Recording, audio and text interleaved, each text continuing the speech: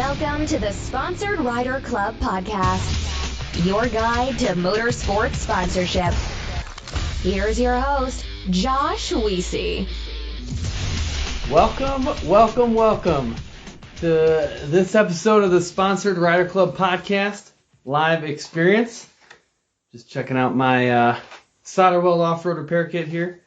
Some fun little directions with it, so that's cool. I'm just going to place that to the side here. Well, hey, really excited today. It's actually been almost a month since we did our last live show, and this one, though, I'm really excited about. But it's been a month. We do 2 every month. That means there's another one coming very, very soon. So stay tuned for that. We're kind of lining that up right now. But, hey, this is going to be the time where we bring back Vipe Desai. He was last on episode 124, and he is, I don't know, he's just got a lot of energy and got a lot of great advice, got a lot of great experience. So he's going to be coming back.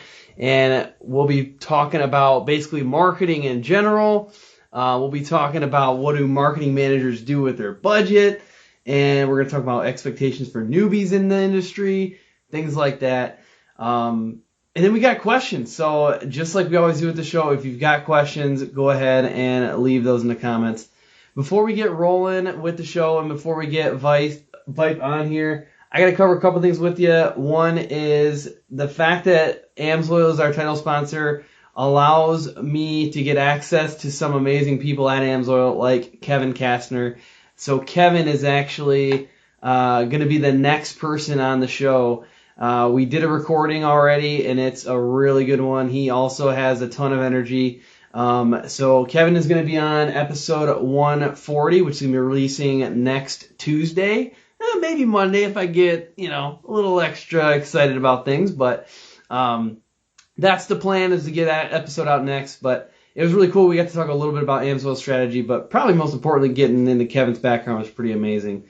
Next thing, GSP XTV. I'm very grateful that they are helping us with the live shows. You can get axles for GSP XTV through Jimmy Moore at Bold Racing. And you're going to see a lot of action for these axles at the Mint 400, which is coming up very, very soon. So that's basically the talk of the off-road industry right now, is everybody getting ready for Mint 400. They got all of their the lineups released. I think when Jimmy Moore at Bold Racing is coming out, he's going to be at, I think it was at spot 23, spot 24, something like that. So either way, really exciting. I think that, because we had Josh Martelli on the show live last, I think that they had almost a record number of attendees sign up for this coming Mint 400, so I'm pretty excited about that. And Vipe is on. Looks like Samantha is on. Kevin Spangler is on. What is going on? When you get on the show, too, leave a little emoji, do a little high five, a wave, I don't know, something to make sure I know you're there. And, share it, like it, comment.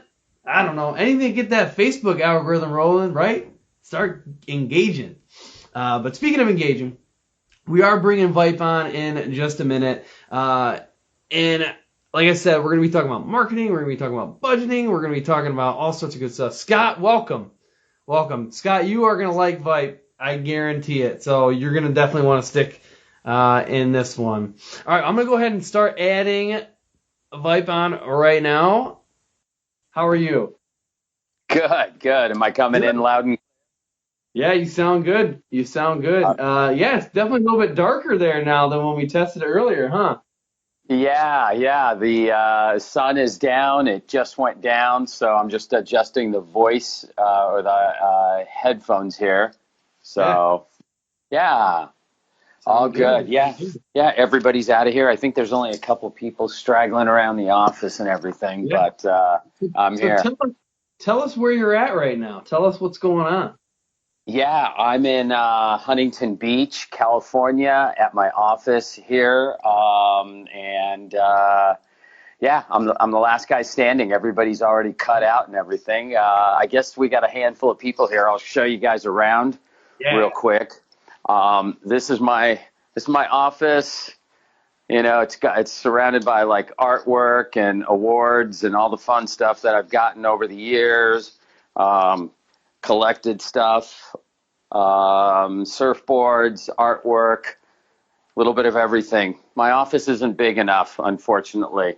Then You need out. some like special rack for the surfboards, like hanging from the ceiling or something, you know? I know. Well, I got them here. It's like unfortunately my ceiling sprung a leak, so we're getting that worked on. So nothing there. So that doesn't just happen at my facility in Michigan. Okay, it happens other places. That's good to Yeah, know. exactly. It happens everywhere. This is the office. This is kind of like the open area. We got a little stage and everything that we do events out here and stuff. We have guests come in and speak and just do fun stuff.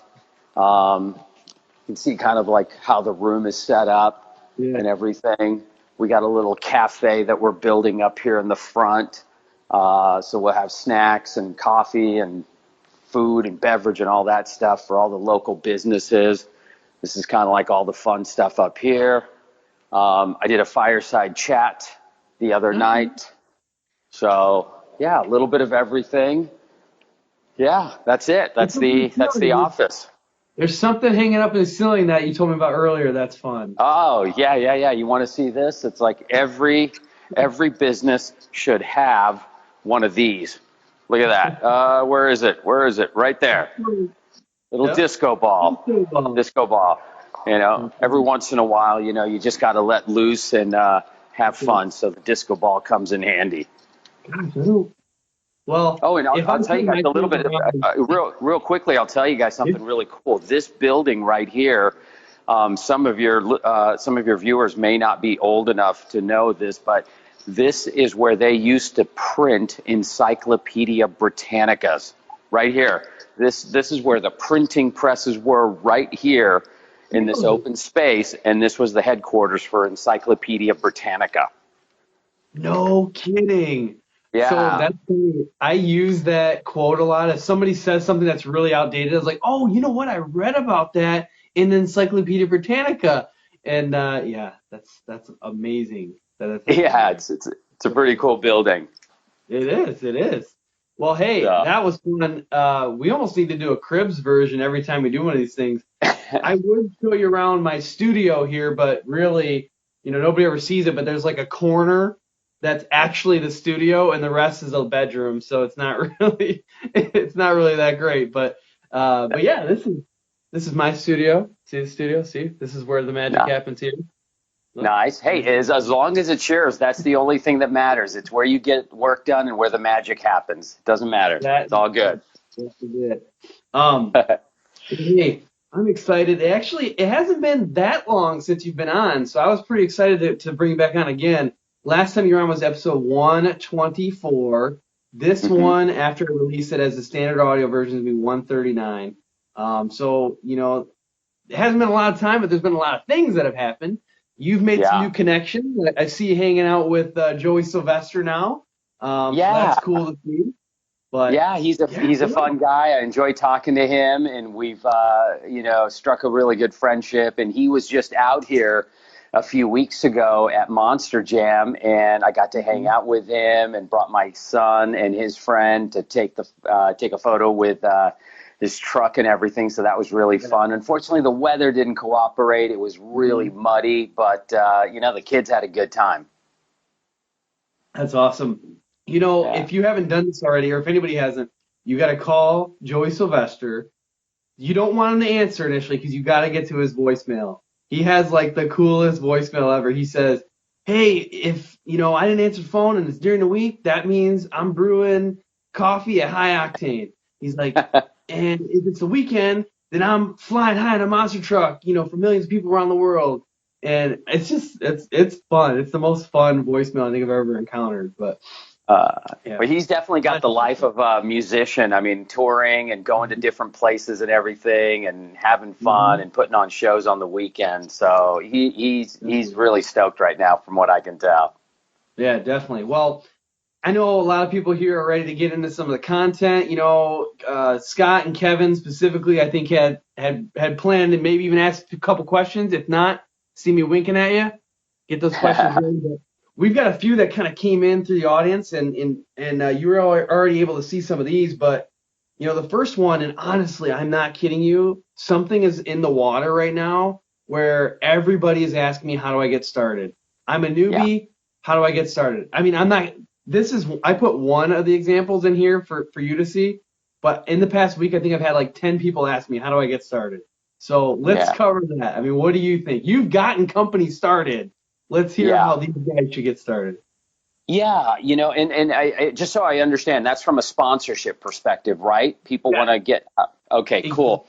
Exactly. Yeah, I think what I would say is don't focus on getting sponsored. Focus on doing what you love and performing, becoming great at it. That's what you want to do.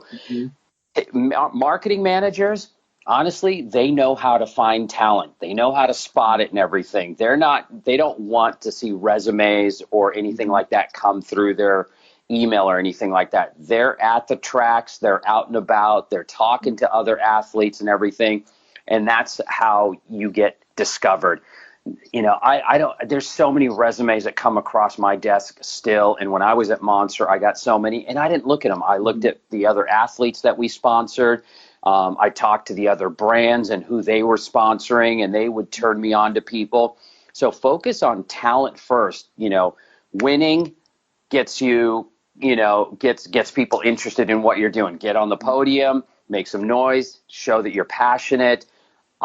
Operate like you're already sponsored, and even if you don't have any sponsors. So, don't put that ahead of anything else. It's like focus on your sport and performance, and the sponsors will find you. Yeah, that's a very good point. It's sometimes if you try too hard, it doesn't actually go anywhere. I actually got an example. It's based off of somebody that I've worked with, so it's a little bit different structure, but they were telling me, I was having a one-on-one with this person, and they were telling me, gosh, I used to chase the dollar. You know what I mean? I chased it, and I just ground and ground and ground, which is great. Like we preset in the show a lot, grind it out, work hard. But he was like, I got exhausted, I got burned out. He said, and then I stopped, and I refocused on what was truly important, which is just getting results. And then the money just started coming. It was weird. It's like he switched his mindset from the chase to no, I'm just going to get the right things done that need to get done. And things started happening. Yeah, absolutely. I'm laughing right now because I see my friend D Nachnani is watching and everything and I haven't seen him in a long time, so it's great to see him. Yeah, D. Hey, D, I'll tell you guys about D. He's a rad dude out from the East Coast, and he has an amazing shop and, just puts on great contests. But another one of my brothers from the East Coast that just does amazing work. So if you're on the East Coast, check out D Nachnani and his shop. I forgot. D, what's the name of your shop again? I forgot. Pop it in. I can't remember. It's like my memory is going. So plug it in. So we got a whole nother coast that just joined too. Rohan joins from Australia, so he watches almost all the shows. So we got Australia on the line too now. So welcome. Oh, nice. I see my friend Manny Alvarez is watching from Arizona. That's great. People are tuning in. But look, like we were talking about with sponsorship, Josh, it's I think these athletes have dreams, and that's great. But they should focus on performance in sport. That's the primary thing. Don't chase the dollar. Don't chase the sponsorship. Sponsors will find you every single time. Everybody that I've ever sponsored when I was at Monster, we found them. They didn't find us. Everybody wanted to get sponsored by us, but we knew talent when we saw it. We knew that there was hype. We knew these guys were dedicated. They were doing it for the right reason. They were competitive. They loved what they were doing, and we could see that, and that's who we wanted to sponsor. And that's what, marketing managers are smart like that. They know how to find talent. No, that's awesome. I'm thinking of two other examples real quick. One is Evan Schendel. He is one of the marketing reps at Polaris Razor, and Polaris is on fire right now with their marketing campaigns. But he said that he's like, I'm always watching. He's like, people don't know how much I actually pay attention to things. So he's got all these plans, and his team discusses all these plans, different racers, and they go after that. and that's how he gets a lot of his folks. And honestly, just thinking about this show, I mean, I'm trying to just make sure that I'm telling the truth here, but and for all the sponsors that I've had on the show, not one of them have I reached out to them initially and said, hey, what do you think about, partnering with me and supporting the show? They've all reached out to me, which was shocking. I would have, if you'd have told me that 3 or 4 years ago, that's how things could work, I would have told you you're crazy. Now that it's happened, I'm like trying to tell other people that it actually does happen that way. Yeah. I mean, you're a perfect example. You create good content. You talk to great people. They share their insights and everything. And somebody out there sees value in that, and they say, "Hey, I want to work with Josh and support what you're doing." So sponsors know how to find talent. Yeah, certainly. Hey, speaking of talent, Stephen Rice, he just joined. He does some amazing videos. I don't even know how it works, like logistically and just technically, but they're such cool videos. And then my cousin Ashley, hello. She's getting married very soon, so thank you for joining that show. She's actually getting married in where we live at, so it's gonna be really easy for us to attend that wedding. But nice, congratulations! Hey, look, see, D Nachnani just dropped something in. So Coastal Edge, they do the Vans event out there in Virginia Beach, and I like what he just said. I missed it, but it was all about be authentic. Yeah. And be authentic, and the sponsors come. Yep, exactly. So D's got that worked out. I mean, he gets hit up for sponsorship all the time, but he's got it going on out there. Yeah, certainly. Yeah. So and Scott, people need to be patient. So yeah, good there, Scott.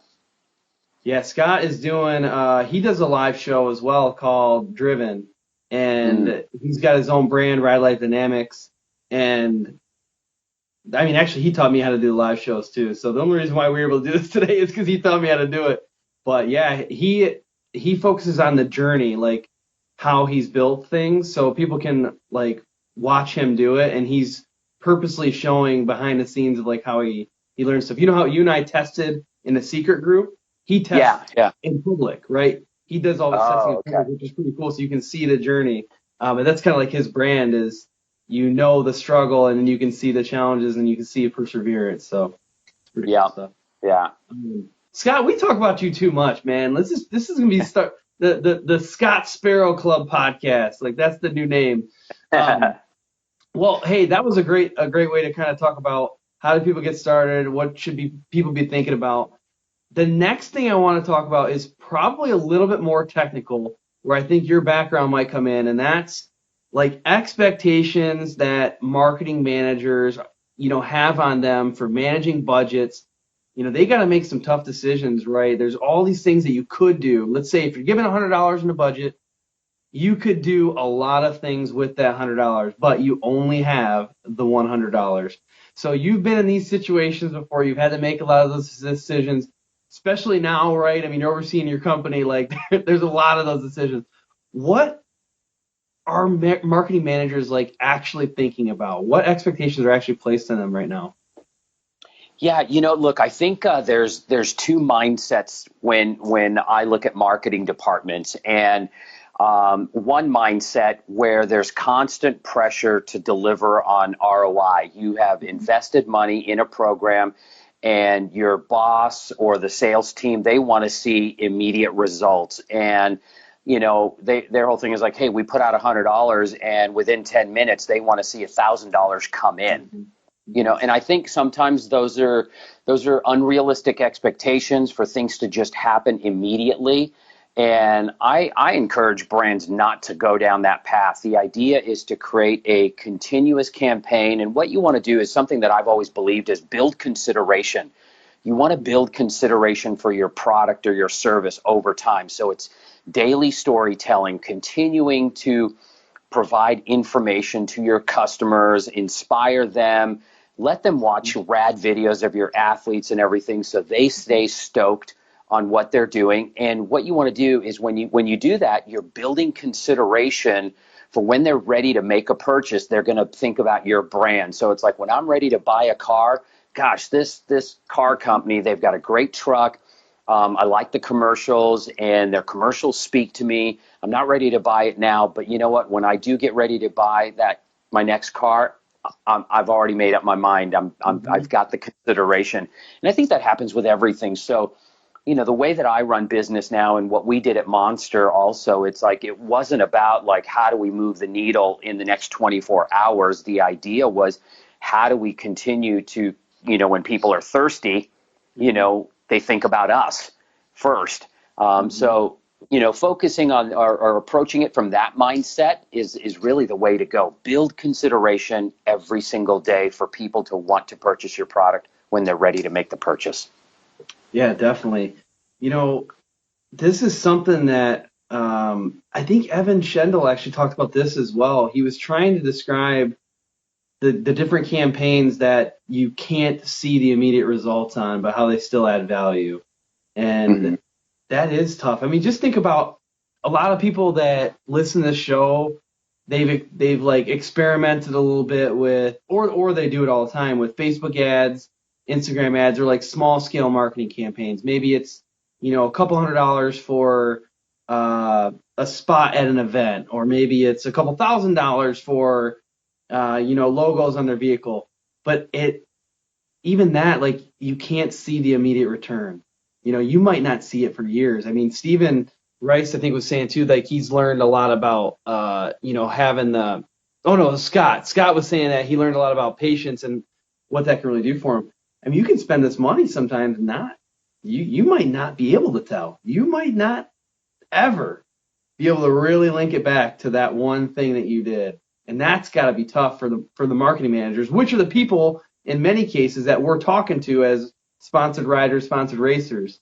Yeah. But if the leadership team is there, if the president or the CEO and all the guys above the marketing manager are patient and they look at it and they say, we are building a brand, and they know that things take time, but you also have to have consistency. You have to do something every single day, but you don't want to create these promotions or anything that makes it to where it's like, hey, you got to buy our product now. I think that's the wrong way to inspire and entice people to support your brand. You want them to be part of the story. So patience, build the brand over the long term, be consistent. And I see a lot of marketing managers doing that nowadays. And they struggle internally sometimes to kind of keep the executives at bay and saying, look, we're doing this because we're building a brand and it will come back to us in the coming months and in years and everything. Yeah, certainly. And the reason why I'm asking these questions is, and I try to bring this into the show every now and then, especially when I have somebody from the business side on the show, is that we need to remember when we are interacting with, whether it's the marketing manager, the sponsorship manager, or the creative director, or whatever the title is for the person that we're interacting with in the company, they have these stresses on them. And they're trying to make these decisions while you're also trying to, sell your brand or sell your personality or sell whatever you can do. And that it can be a lot. I mean, I don't know if anybody else has been to like a career fair before, but both sides of the career fair have a lot of stress behind it. If you're sitting there and you're receiving a resume from, maybe it's 100, 200, 1,000 people, you get this resume and you're like, I don't know what to do with this. I'm asking the right question. Is this person the right person for my company? I don't know. And you get stressed while the other person's stressed too. It's the same thing that happens, right, when we're doing this whole sponsorship deal. So I'd like people to get in that mindset of, like, I guess maybe it's an empathetic mindset to understand what the other person, the business, what they're actually feeling. So with that said, how do you think, or what do you recommend the racers and the riders do to help alleviate some of that stress? Like, how do they make the conversation flow smoother? How do they make the relationship build easier for the marketing managers and the, sponsorship managers out there? Yeah, look, I think the easiest thing to do is with athletes, they should build a relationship with their marketing managers. And they should get to understand what is it that the marketing manager has been tasked with. What are their objectives? And I think the more you understand what the marketing manager needs to achieve, then you can work with them, or you can come up with ideas and say, hey, I'd like to do X, Y, and Z. Can I help you? Does this help you out?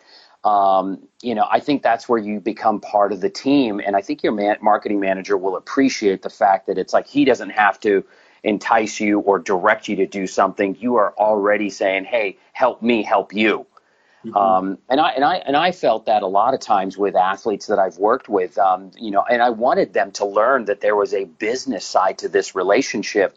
If I succeeded as a marketing person and the company succeeded as well, that would be there would be rewards for them too. That they would be they would have a contract the following year. They would become closer and part of the team and everything. And I encourage that from my athletes. I built that relationship to where it's like I wanted to teach them about the business side of sponsorship, but I also wanted to help them achieve success so I could continue sponsoring them.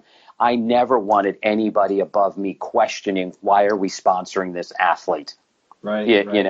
I was always there to defend the athlete and say, we sponsor this person because they fill this need and niche, and they are a team player.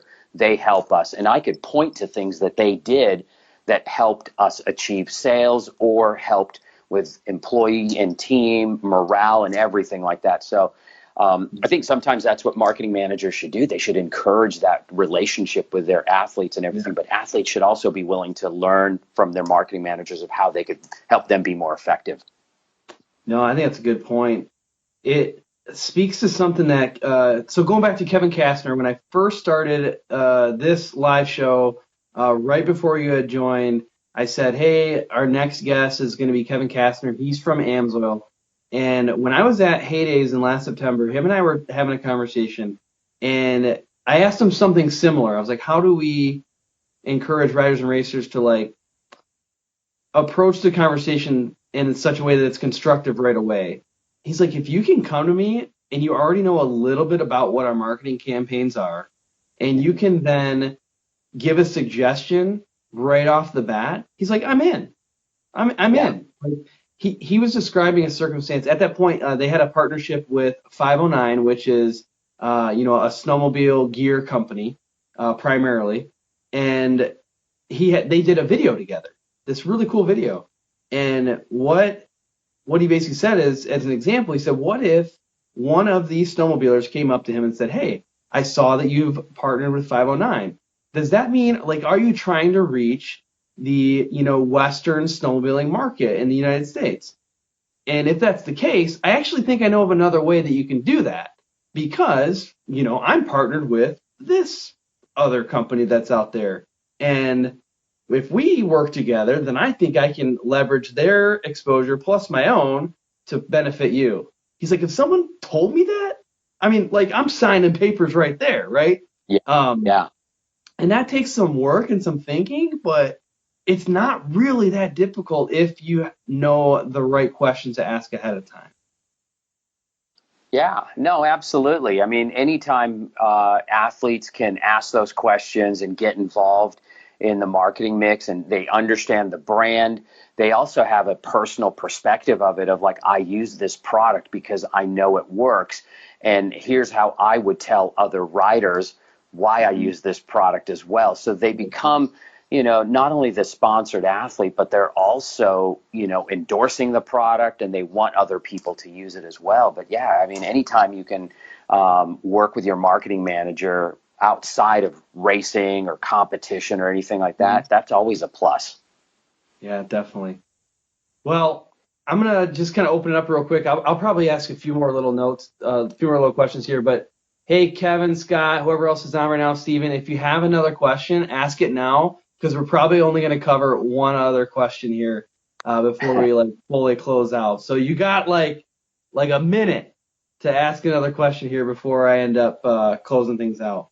I see Kevin's fighting a baby to keep his headphones in, Well, so you and I did our practice thing a little bit earlier, and I was, I was giving my kids a bath. They're big enough now; they can do a lot of it themselves. But there was just one screech that occurred, and I'm like, hey, stop it! So, I know what it's like, Kevin. That's actually why I don't know if everybody knows this, but I do all of my recordings after 8 p.m. and I do all my live shows after 8 p.m. Eastern time because the kids are in bed already. That's the only, like, otherwise I don't know how else I could keep things relatively under control. But yeah. You should just bring the kids into it. They were fun. I mean, it's like they would definitely make it interesting. Let them throw questions out, right? My youngest, he, I think, likes the spotlight. I would not be surprised if in the near future, so he's about to turn 4. He's 3 right now. I would not be surprised if in the near future he's going to be sitting in with me on one of the shows just to see what would happen. Like it'll be interesting. But nice. well, hey, I don't know. Do you have anything else? Looks like Scott said he's good. We might be good on questions here. Do you have anything else with kind of like parting advice for us to close things out with? Yeah, look, I think what you're doing, Josh, is great. Anytime there's an opportunity to help athletes out to pursue their dreams, I think is always helpful. Sponsorship is changing, athlete endorsement is changing, and I would just highly recommend what we talked about at the beginning, which is, look, focus on your sport, your passion for it, your hunger for competing and all that stuff, and somebody will find that talent valuable, and they'll find you. Don't go looking for it. Just keep your head down, focus on your own skills and experience, and let others find you. That's what I would say. Perfect. I love it. Well, hopefully everybody else loves it too. I appreciate everybody joining. Again, if you're catching this a little bit later, leave a hashtag replay, and you can leave your questions then too. We'll try to go back and answer those things. I try to check up on them periodically. If there's new questions that come up, we'll try to hit those. But other than that, I'm going to leave you with this. Have fun and ride safe.